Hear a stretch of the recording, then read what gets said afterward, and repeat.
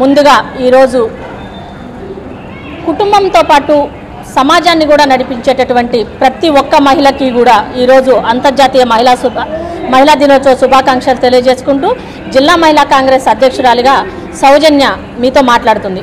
ఈరోజు ముఖ్యంగా మహిళలు అన్ని రంగాల్లో కూడా ముందుంటున్నారు.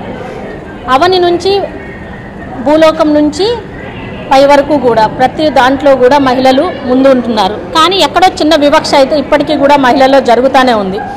దానిని దాటుకొని కూడా చాలామంది ముందుకెళ్ళి ఎన్నో పరిశ్రమల్ని స్థాపించి అంతరిక్షంలోకి వెళ్ళి ప్రతి ఒక్క దాంట్లో కూడా ముందున్నటువంటి ప్రతి ఒక్క మహిళ కూడా శక్తి స్వరూపిణియే.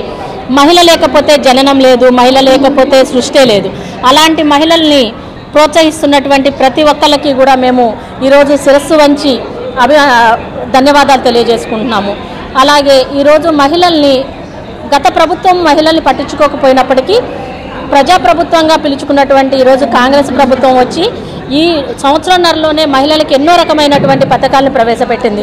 ఫ్రీ బస్ అయితే ఏంటి, గృహజ్యోతి 200 యూనిట్లు అయితే ఏంటి, 500కే గ్యాస్ సిలిండర్ అయితే ఏంటి, ఇలాంటి వాటితో పాటు మహిళలను అన్నింటిలో కూడా వ్యాపార రంగంలో కూడా మహిళలు ఉండాలి, మహిళలు ఉంటేనే శక్తివంతమైన నిర్ణయాలు తీసుకుంటారని చెప్పేసి కాంగ్రెస్ ప్రభుత్వం భావిస్తుంది. కాబట్టి మహిళల్ని ప్రతి వ్యాపారంలో కూడా భాగస్వామ్యాలు చేస్తూ మహిళలకి ఈరోజు రేవంత్ రెడ్డి గారు, మళ్ళీ బట్టి విక్రమార్క గారు, తర్వాత ఇతరత్ర మంత్రులు అందరూ కలిసి ఈరోజు మహిళలకి అద్దె బస్సులు ప్రారంభించడం జరుగుతుంది.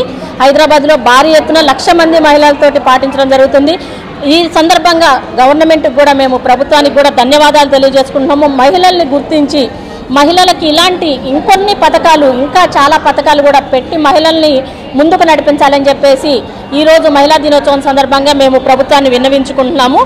అలాగే ఈ ప్రభుత్వానికి కూడా మహిళలు ఎప్పుడు కూడా వెన్నంటి ఉంటారు. మహిళలు ప్రభుత్వాన్ని చేదోడు వాదోడుగా ఉంటూ ప్రభుత్వం ఎన్ని కష్టాల్లో ఉన్నా కానీ ప్రభుత్వానికి మేము మా అన్నదండలు ఉంటాయని చెప్పేసి ఈరోజు ఈ ముఖంగా తెలియజేసుకుంటున్నాం.